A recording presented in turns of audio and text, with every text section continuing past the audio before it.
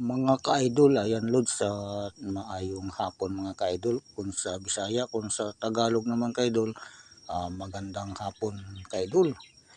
Ayan Lods, sa dito ka-idol ay dito kami nagtalok ka-idol sa sa papuntang Sudlon Rizal ka-idol, dito sa Sudlon Rizal Occidental Mindoro. Ayan ka-idol ang aming kabisi na si Joe Ligip. Ayan ka-idol, adlaw-adlaw na sa ka-idol, ano na siya, tawag dito naga high blood sa mga tao niya na mga bagulan ka-idol. Joke lang, yung mga emergency lang ba na pinuntahan ka-idol, na hindi agad nakapagsabi na hindi sila makalusong sa umaga. Kaya ka-idol, sala sa init, sala sa lamig ang ulo ni kabisi na si Joe Ligip. Ayan ka-idol, at dyan kay Lord sa tanghali yata ito tanghali ito ka-idol, paurit na kami ka-idol. Ay hindi, hapon na yata to.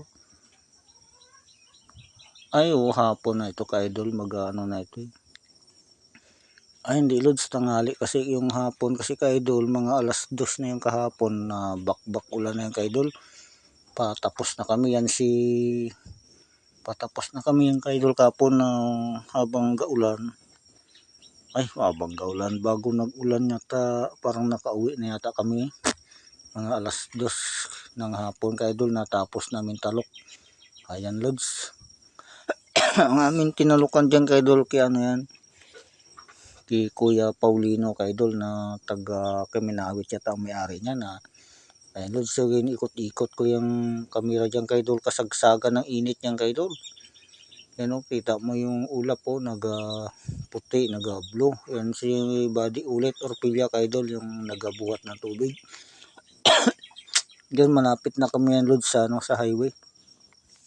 Kahapon pa itong video Lord, at hindi ko na-upload kagabi gawa ng hindi ako dito. Parang walang signal kagabi ka-idol, putol-putol ang signal ng TNT. May signal ba? Hindi ko naalala na ka-idol, gawa ng set puno kasi kagabi ka-idol doon sa San Pedro Rizal. San Pedro, diyan sa tulay ka-idol, sa ating mga bali-bali. Lalo malapit na kami dyan sa kanal. Maghugas na kami sa tabing karsada ba. Hugas ng paa. Medyo nagkakatiyat yung ating lalamunan ka-idol, kaya medyo nagalakas, nagahina yung ating busis. Ayan Lord, so ating mga